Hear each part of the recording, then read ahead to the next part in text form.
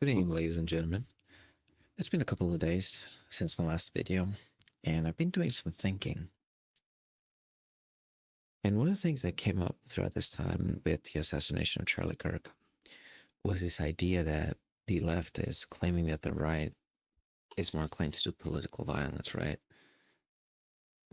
They're claiming that there's more deaths from the right side that occurs to the left side.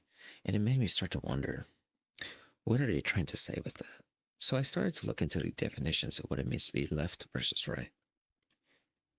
And even before I got into the definitions, I started thinking, what is it to be a left winger? Let's start there. Well, I can tell you this just from observation. I can tell you guaranteed 100% if this person is a leftist or a right winger, just for that clear definition, clear distinction, if they have a couple of qualities or a bunch of qualities. If you're a woman, there is a 100% chance that you support abortion. And you're a leftist. I guarantee you're a leftist. If you're a woman, there's a high chance that you like to make yourself ugly. If you are a woman, there is a high chance that you hate Christianity because you think Christianity is an oppressive patriarchal system. You hate capitalism. You basically hate anything that is exclusively traditional. And I think I'm 100% on the money when I say that. If you're a guy and you're a leftist, the chances are you are either trying to become a woman in your appearance, meaning you're either scrawny, you have dirty and messy hair, you're unkempt and unclean, you basically, I'm not trying to stereotype, but that's what we're doing here, but most of the time, those so-called men, they don't really have a purpose in life except to simp for women, which is very odd to me. They have no purpose. And just as women, they hate Christianity. For some reason, they hate patriarchy, which is kind of odd to me, but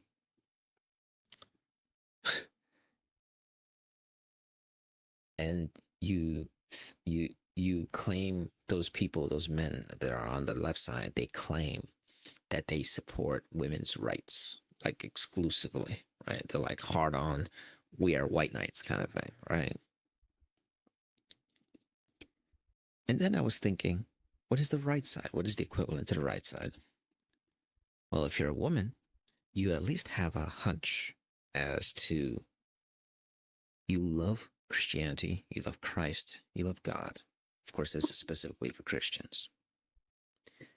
You think the idea of murder is just about, you think the idea of abortion is murder and should never be committed because every child has the right to live. You love the idea that men are to be leaders in society. This is an authentic conservative. You try to keep yourself beautiful in general. If you're a woman, you understand that there's a massive difference between what a man and a woman is, and you basically try to lay the foundation for that separation, right? It's like, I'm a woman, I got things that I gotta do from my perspective. You're a man, you do what you gotta do. And they typically want to get married and want to have a very stable family. That's the goal of a conservative woman. From a man's perspective, if you're a Christian, they love Christ. They think Christ is first and foremost. They seek nothing but purpose above everything else. God, country, family. They want legacy. They love kids. They think kids are one of the blessings of the world. That's why when they get married, they want to take care of their wives as best as they can. This is authentic conservatism. in general, even if they're not physically fit, you can see that they have masculine features. Most of those men work in the trades. Most of them. Um, Hyperbole, of course, but most of them work in jobs that make them exercise their energy, you could say, right? And don't get me wrong, there's scrawny little dudes on the right side. There's no question about that, but it's more about ideology, right? And this is what it made me think about. What is the biggest difference? And I can tell you 100% from the conservative side that is true, and 100% on the left side that is true. Like, for example, you're not going to get a leftist who thinks, hear me out very carefully, you're not going to get a leftist who thinks that abortion is more murder, because the epitome of leftism is the right to choose. This is what it is. If you decide that abortion is murder, the left won't claim you. In fact, they'll think you're a betrayal to the party. If you're a woman and you say, I want to be a stay-at-home mom and take care of my husband, and he was well-kept and all kinds of good things, they will discard you like you're a fly, like an insect. Now, on the right side, if you are a man who thinks that abortion is cool, you are not conservative. You're the enemy of conservatism. So that's why I say these paradigms are very clear. And then it made me go into the thought process of, what are definitions then? Well, the reason I researched into this because there was constantly a bunch of leftists like Destiny and Hassan Piker and all those crazy lunatics online saying that it's the right that is committing the political violence. And I looked into it. I was like, okay, even if we have the definitions, let's see into what. And I mean, I can pull it up, but basically, it's that if you have to go by the definitions, then leftism is about removing all qualms of hierarchies. No hierarchies. That's why they love socialism, right? And the right side is about protecting hierarchies. So, for example, when you had the mass shooter Dylan Roof, who went into the church and killed I don't know how many people, black people, and they consider him a right winger, I started thinking about, is this really true? Just because you go and kill people and claim certain things, like let's say I hate black people, I love Trump. That's like those two ideas don't mingle in the first place. So I wondered, what are the values of these people who commit mass atrocities? And I saw a correlation. Obviously, none of these people care about life. One of the rules of conservatism is the care for life. Another rule of conservatism is the care for their religiosity. None of these people are devout religious people. None of them. And I can almost guarantee most of them have no father figure at the home. Most of them maybe even come from single family homes. Most of them are probably involved in some other crimes. Not exemplary people, that's for sure. So it made me think, are these people truly on the right side? Or is it just a term that they try to push forward to push a narrative? In my perspective, people who don't value life are immediately leftists. And I don't think I'm wrong in my assessment of the situation. If you think of life from an innocent person, that is not important, you are not a conservative person. Conservatism is all about the protection of those that are less than you. In the case of children, the protection of the children. In the case of those who cannot take care of themselves, the protection of those people.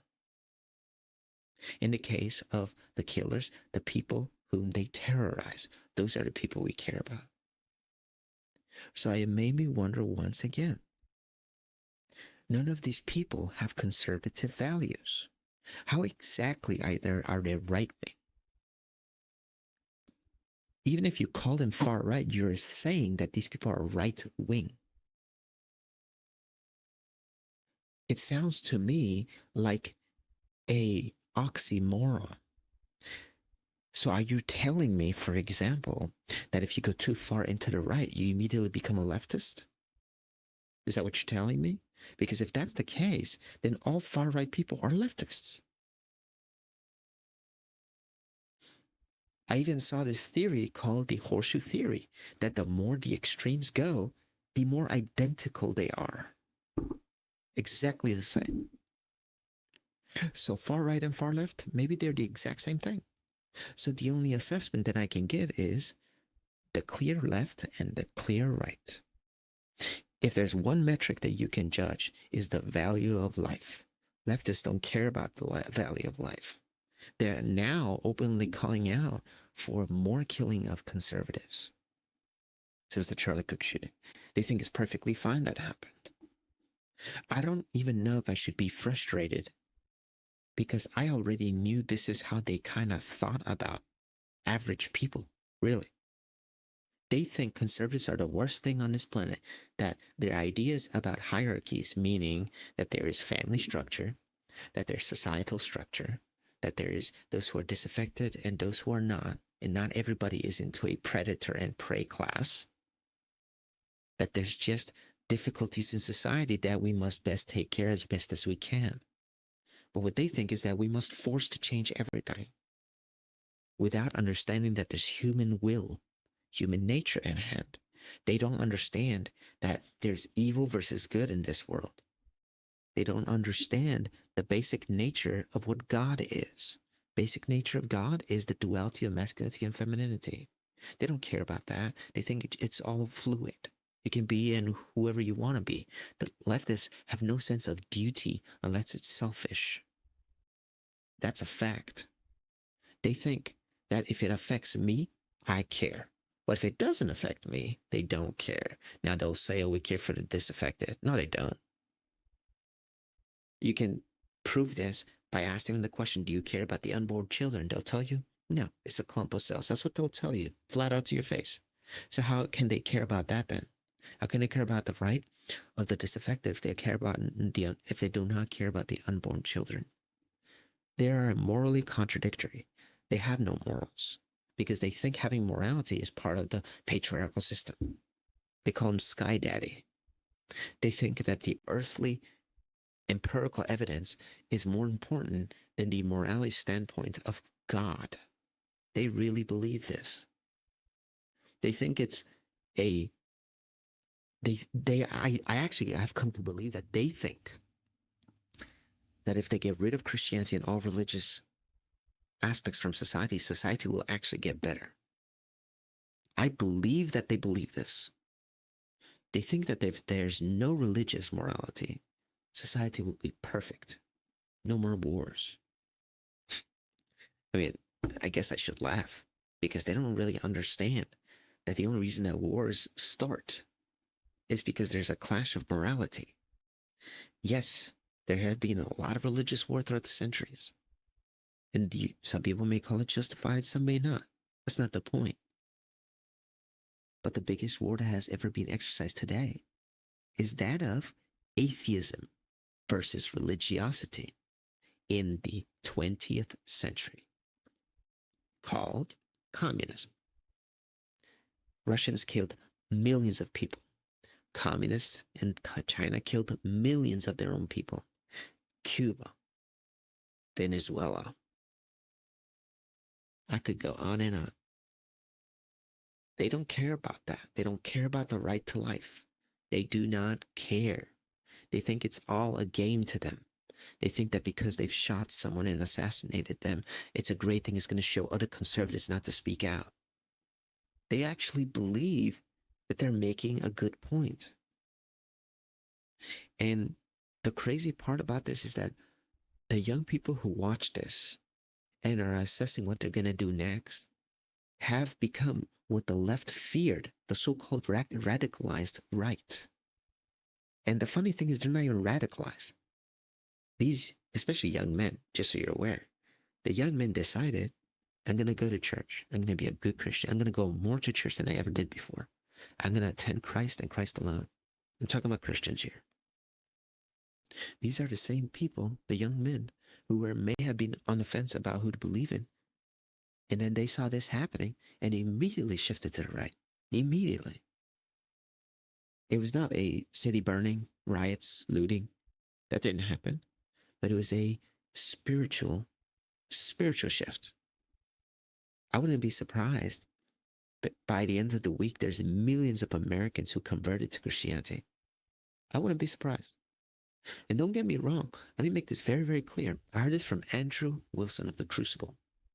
He said that above all, the reason that they hated Charlie Kirk was because he was a Christian.